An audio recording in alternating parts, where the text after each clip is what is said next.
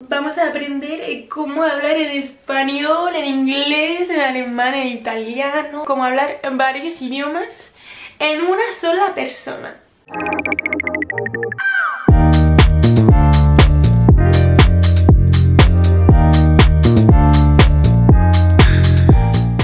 Hola, c'est Cléo, j'espère que vous allez bien. Aujourd'hui on se retrouve enfin pour parler de langue sur ma chaîne. Je sais que c'est un sujet qui vous intéresse, du coup on va aujourd'hui parler de comment devenir bilingue. Avant toute chose, j'aimerais en placer une par rapport à ma première vidéo et cette vidéo en particulier. Sachez qu'en fait cette vidéo je l'ai déjà tournée et en fait c'était genre trop corpo, c'était pas naturel. Donc juste pour vous dire de bear with me parce que je la refais pour qu'on soit un peu plus entre potes et que je la fasse vraiment de la manière dont je parle dans la vie de tous les jours. La première version de cette vidéo elle a été tournée avant que je poste ma première vidéo et celle-ci bah, c'est après du coup. Donc j'en profite pour vous dire un énorme merci. Merci pour l'accueil, ça m'a fait énormément plaisir.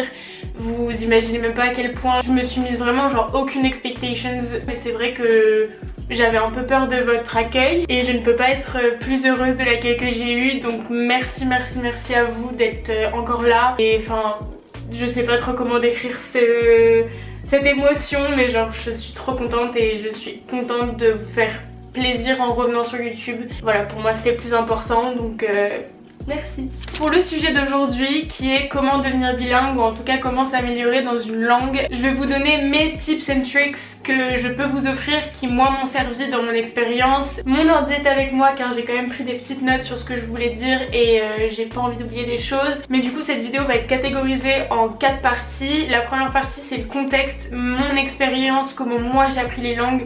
En tout cas comment je suis arrivée à ce point là aujourd'hui où je me considère trilingue. Ensuite il y aura la partie détermination, immersion puis pratique qui sont les 3 grands points sur lesquels je vais vous donner des conseils. Donc tout d'abord on commence par le contexte, ma petite vie, comment j'en suis arrivée là. Donc moi c'est Cléo, je suis française native, le français est ma langue maternelle, je le parle depuis la naissance et je le parle au quotidien. Quand j'étais plus jeune j'ai eu la chance et j'ai toujours la chance de voyager avec mes parents, on a pas mal voyagé et c'est vrai que j'ai très vite remarqué que c'était très pratique de savoir parler anglais dans des pays étrangers et que sans ça c'était très compliqué de se débrouiller. Mais c'est réellement en classe de 5ème que j'ai eu mon vrai déclic qui m'a poussée vers l'apprentissage des langues en quelque sorte. Ce qui s'est passé c'est que ma grande cousine qui a toujours été une grande inspiration pour moi. À cette époque-là, elle est partie vivre à Londres et plus tard, elle a déménagé en Espagne. Elle est aujourd'hui fiancée à un Italien. Enfin bref, ça a toujours été genre mon grand modèle par rapport aux langues. Je me suis toujours dit putain j'ai envie d'être comme elle, j'ai envie de savoir parler plusieurs langues comme elle. Donc c'est ce que j'ai fait, j'ai commencé à écouter en cours, en tout cas en cours d'anglais et puis d'espagnol à la suite. Donc l'histoire avec ma cousine c'est un peu les racines de pourquoi aujourd'hui je me considère trilingue. Mais mon initiation à l'anglais s'est faite réellement par YouTube. Voilà, quand je vous dis que je suis une grosse consommatrice de YouTube, c'est que ça fait longtemps que je consomme YouTube. Avant même que je commence ma chaîne en 2012, du coup en 5ème. À cette époque il n'y avait pas encore les plateformes de streaming, enfin perso j'allais encore chez Vidéo Club et vers 10-11 ans, donc juste un peu avant que je commence YouTube, je suis tombée complètement par hasard sur une série qui était du coup broadcastée sur YouTube sans sous-titres, qui aujourd'hui est encore ma série favorite, genre vraiment c'est top 1, tu peux pas dépasser ce culte, ce chef-d'œuvre, ce mythe, une série qui a influencé toute une génération. J'espère que vous avez trouvé, c'est Skins.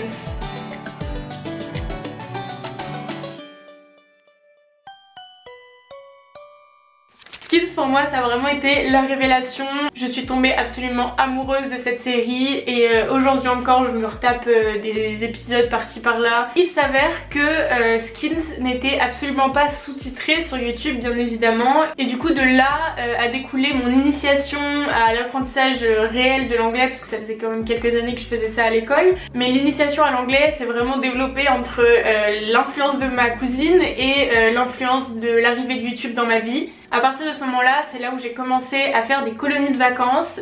Donc je suis partie, je crois, 3 fois en Angleterre, une fois aux États-Unis. D'ailleurs très drôle, mais je crois qu'il y a encore 2 des vlogs de mes colos sur ma chaîne si vous voulez aller fouiller. Et ensuite les 2 dernières années de colonies de vacances, qui étaient du coup l'année de la seconde à la première et de la première à la terminale.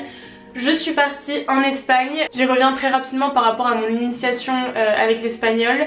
Mais du coup pour finir sur l'anglais, c'est vrai que les colos m'ont grave aidé, mais je vous avoue que c'est vraiment la dernière aux États-Unis qui m'a le plus fait progresser en termes d'expression orale, tout simplement parce que je me suis mélangée. Les 3 premières colos, il y avait pas mal de français, et même si j'ai toujours été une des seules à genre me mélanger aux nationalités, c'est vraiment en Floride où je me suis fait des potes brésiliennes, des potes du Canada, des potes de je sais pas trop où, et au final même si j'avais mon groupe de potes français, je me mélangeais vraiment, et ça on en reparlera sûrement un peu plus tard, mais c'est vrai que c'est super important de s'obliger un peu à aller vers des gens d'autres nationalités quand on est en colo. C'est quand même le grand paradoxe des colonies de vacances quand tu pars dans un pays étranger et que tu reviens sans avoir progressé ne serait-ce qu'un petit peu, donc forcez-vous s'il vous plaît. Moi ça a marché, donc je vois pas pourquoi ça marcherait pas pour vous. Mais du coup voilà, pour l'anglais ça a juste suivi un peu son cours naturel. Je continue à regarder du contenu anglophone presque tous les jours. J'ai quand même fait 4 ans d'études en anglais, donc vas-y que mon mémoire je l'écris en anglais, mes partiels je les faisais en anglais, mes exposés je les faisais en anglais, enfin bref, mes exposés, qui dit ça en école sup. Mes prêts. En ce qui concerne mon initiation à l'espagnol, ça a été un peu particulier parce que comme je vous l'ai dit, je suis partie du coup 2 ans à la suite en camp de surf en Espagne dans le Pays Basque.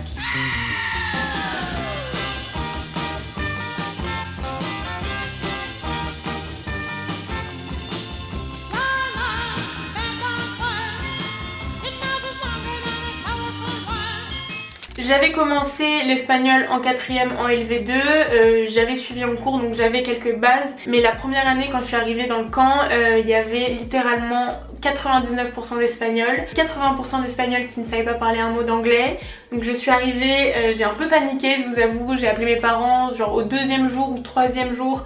Je leur disais encore prenez-moi des billets et tout, je veux rentrer, j'étais au bout de ma vie, ils faisaient un temps de merde, enfin bref. C'était horrible et au final c'est passé, j'ai commencé à apprendre l'espagnol. Je me souviens encore être à table avec des espagnols pour apprendre comment on dit passe-moi l'eau, genre littéralement.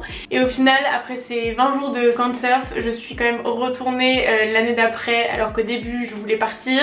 J'y suis retournée et en fait la 2e année j'ai rencontré mon ex avec qui je suis restée 1 an et demi à distance entre Paris et Barcelone. On parlait français dans notre relation, mais c'est vrai que le fait d'aller souvent en Espagne et en plus moi d'avoir toujours eu un amour pour l'Espagne depuis que je suis petite, parce que ça fait un peu plus de 10 ans que je vais à Ibiza en vacances avec ma famille et que j'ai toujours adoré l'Espagne, mais mon amour pour l'Espagne a encore plus grandi à partir de ce moment-là. Je me suis un peu forcée à pratiquer mon espagnol avec des inconnus dans la rue, avec des gens au fumoir d'une boîte que je connaissais pas. C'était pas du forcing dans le sens où genre je kiffais et que c'était ma volonté d'apprendre, mais du coup en gros je me donnais les moyens. Clairement je me donnais les moyens d'apprendre l'espagnol et à la suite de ça, pour continuer de me donner les moyens, j'ai fait 3 stages dans ma scolarité d'école sup en Espagne, donc 2 à Madrid, 1 à Barça, et dans les 3 je parlais espagnol. En plus de ça j'étais en coloc avec des hispanophones ou des étrangers qui étaient aussi là pour apprendre l'espagnol, etc.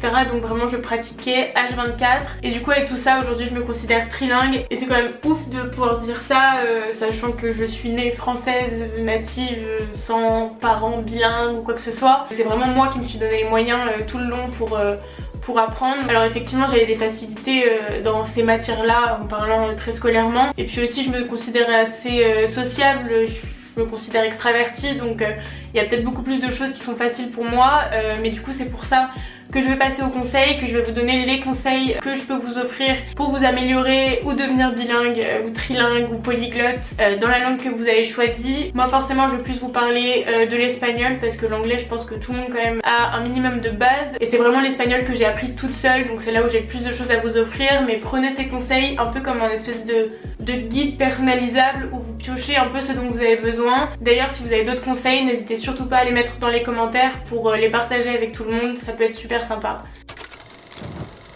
Donc la deuxième partie de cette vidéo, on passe dans le vif du sujet. Je l'ai nommé la détermination parce que oui, nous allons devoir apprendre par cœur les fondamentaux, les bases, la conjugaison, la grammaire. Ça c'est vraiment passage obligatoire, je suis désolée de vous l'annoncer, mais la partie plus fun vient après. Le conseil number one que je vais vous donner, ça c'est un des trucs personnalisables parce que chacun a sa manière d'enregistrer les choses, d'apprendre et de mémoriser. Perso, je retiens un mot seulement quand je le vois écrit, donc même quand on me le dit à l'oral, j'ai besoin qu'on me l'épelle pour que je puisse l'enregistrer. Donc ce conseil, vous allez l'adapter à votre manière de faire, mais moi ce que je ferais, c'est de prendre un petit cahier et de commencer à écrire 3 choses. En premier temps, on va apprendre par cœur, parce que oui, cette première partie c'est sur du par cœur, parce que sans ces bases solides, tu vas pouvoir rien faire. Genre, si tu sais pas conjuguer le verbe faire au futur, tu vas pas pouvoir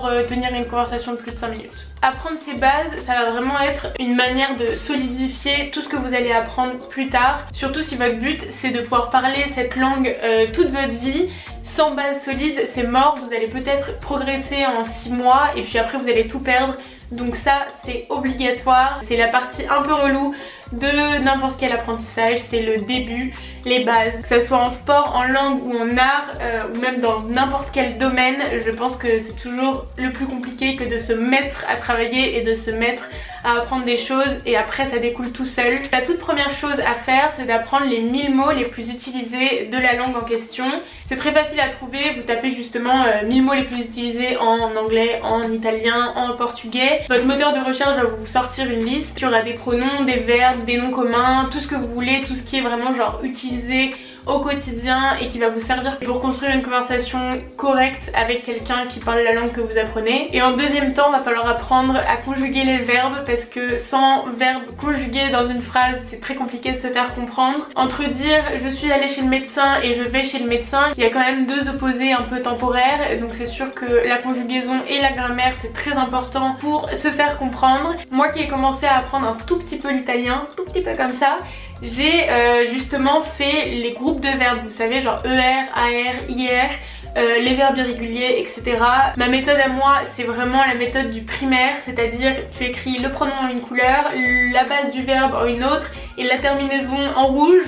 Et comme ça, il n'y a pas de souci, tu te perds pas, tu t'emmènes pas les pinceaux. Je pense que pour cette partie, qui est la partie la plus scolaire, il faut rester le plus scolaire. C'est-à-dire genre vraiment être carré, apprendre par cœur. Il n'y a pas de solution miracle malheureusement, donc c'est pour ça que cette partie s'appelle la détermination. Mais du coup, on va tout de suite passer à la deuxième partie qui est un peu plus fun, qui est l'immersion. Il y a plein de manières de s'immerger, la plus logique étant de voyager dans le pays de la langue que tu apprends et du coup de baigner dans la culture et d'être entouré de personnes natives de la langue que tu apprends. Mais moi je vais vous donner mes manières à moi de s'immerger au quotidien sans justement voyager. C'est quelque chose que j'ai appliqué depuis quelques années maintenant et je sais que ça m'a fait progresser, j'en suis la preuve et c'est pour ça aujourd'hui que je m'autorise à donner ces conseils. À mes yeux, la partie la plus importante reste quand même d'être attirée par la culture en elle-même. Je m'explique, personnellement je suis tombée amoureuse de l'Espagne il y a quelques années maintenant et c'est vrai que ça m'a beaucoup aidé d'aimer le pays en question et d'aimer la culture. Ça m'a permis d'avoir un peu un œil sur comment les Espagnols vivaient et au final ça te montre aussi comment les Espagnols parlent, comment ils agissent, comment ils pensent. C'est un détail qui est quand même assez important je trouve dans l'apprentissage d'une langue. Si tu apprends une langue où tu n'aimes pas la culture du pays, tu vas être vite bloqué quand tu vas chercher un peu des films ou des musiques et que tu vas pas du tout kiffer ce qu'ils font dans leur pays et qu'au final tu vas apprendre leur langue. Et ben c'est un peu plus chiant. Ce qui est cool avec l'anglais et l'espagnol, c'est que tu peux un peu choisir ta culture.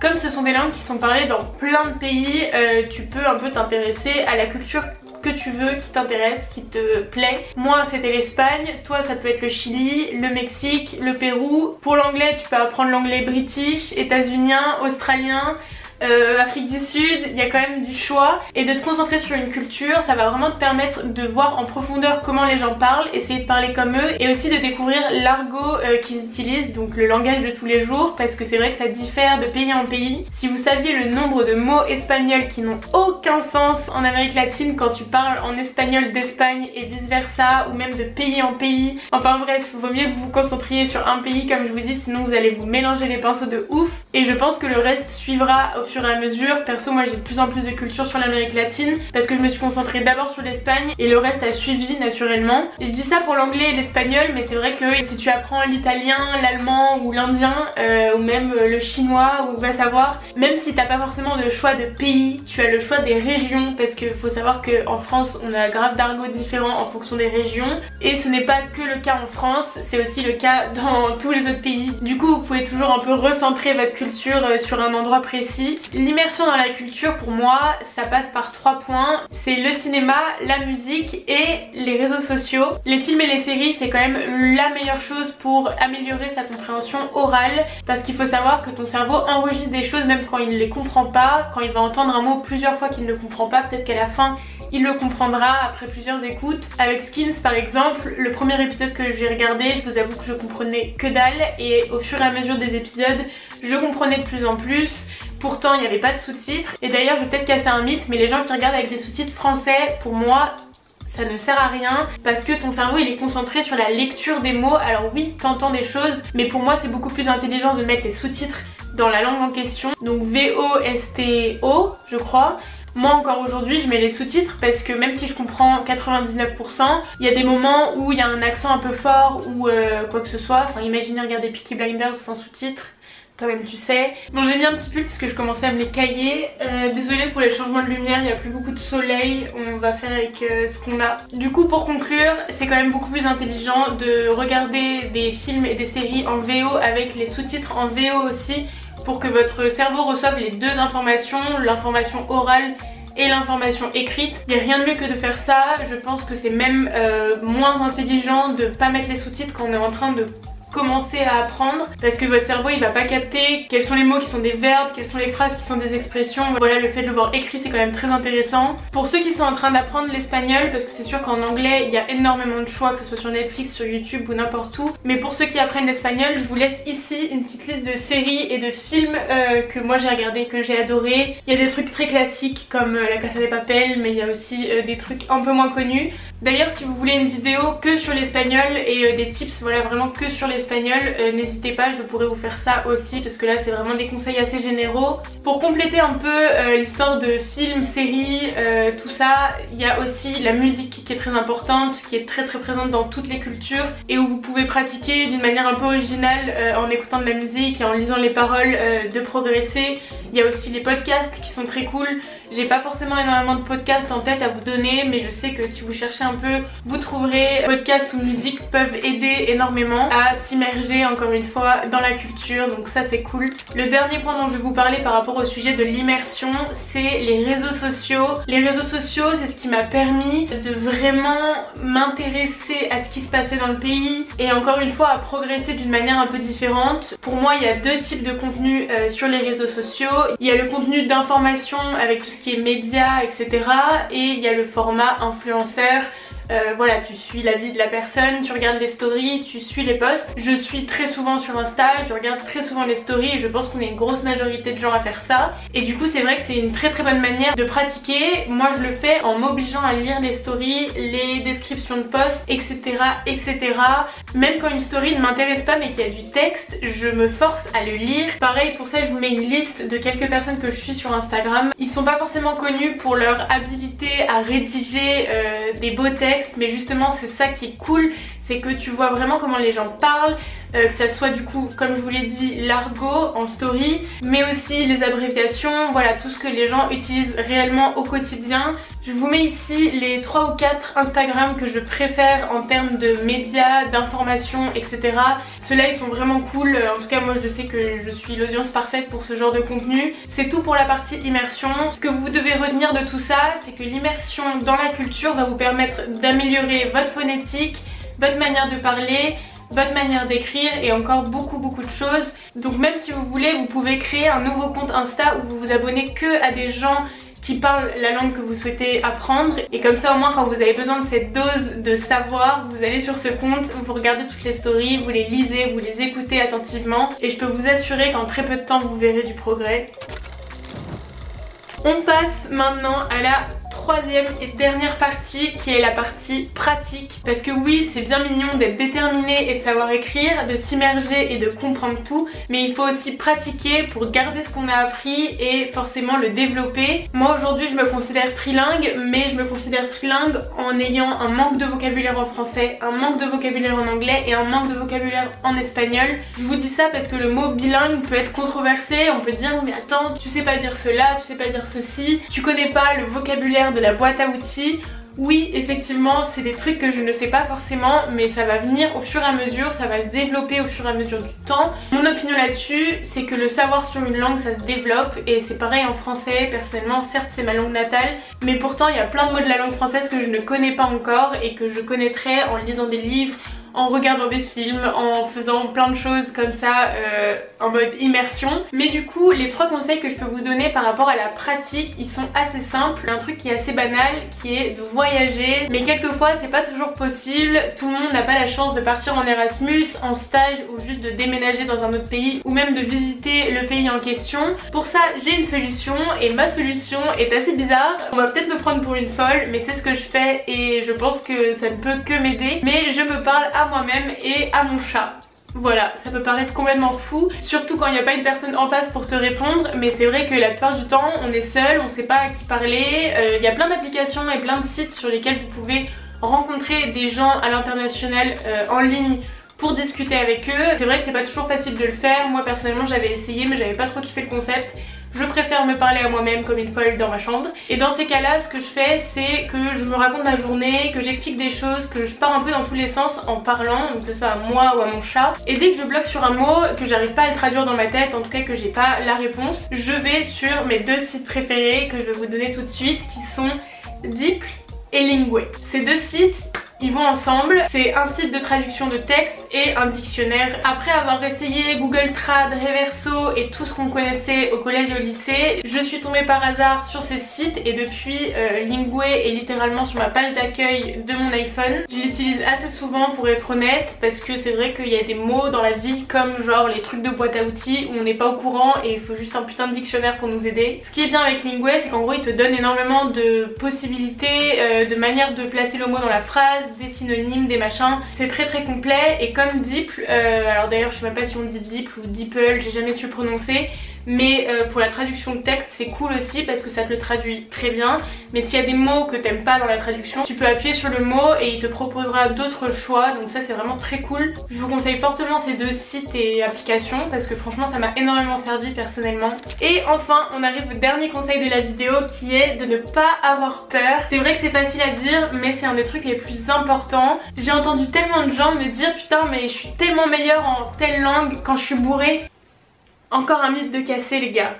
Vous n'êtes pas plus fort, vous avez juste plus confiance en vous, du coup c'est plus facile parce que vous n'avez pas peur de faire des erreurs et du coup vous vous lâchez et ça sort plus vite, ça sort plus facilement. Et en fait ça c'est la recette à appliquer quand on est sobre. Quand je dis ne pas avoir peur, c'est ça, c'est ne pas avoir peur de faire des erreurs, ne pas avoir peur du ridicule, parce qu'au final le risque d'être ridicule quand on apprend une langue il est très faible, parce que quand les gens savent que vous êtes en train d'apprendre leur langue maternelle, la plupart du temps ils sont quand même bienveillants. Mais il y a aussi le fait de ne pas avoir peur de demander à se faire corriger. Je me rappelle en Espagne la première année, mon premier stage à Madrid, je me suis fait une copine espagnole, elle savait que j'étais en train d'apprendre et dès que je connaissais pas un mot je lui demandais de me l'épeler. Comme ça moi, comme j'ai besoin de le voir écrit, je l'enregistrais. Et dès que je disais quelque chose de mal, elle me corrigeait et j'enregistrais encore une fois. Au début il faut avoir un peu de courage, mais après quand on a pris le pli, ça vient tout seul. On demande, on pose des questions, on fait des erreurs et de toute façon il n'y a que comme ça qu'on progresse, il n'y a pas de secret. Obligez-vous à parler, obligez-vous à discuter, à poser des questions, c'est le plus important. Soyez curieux, ayez confiance en vous et intéressez-vous. Vous verrez que c'est à la portée de tout le monde de devenir bilingue, trilingue, polyglotte.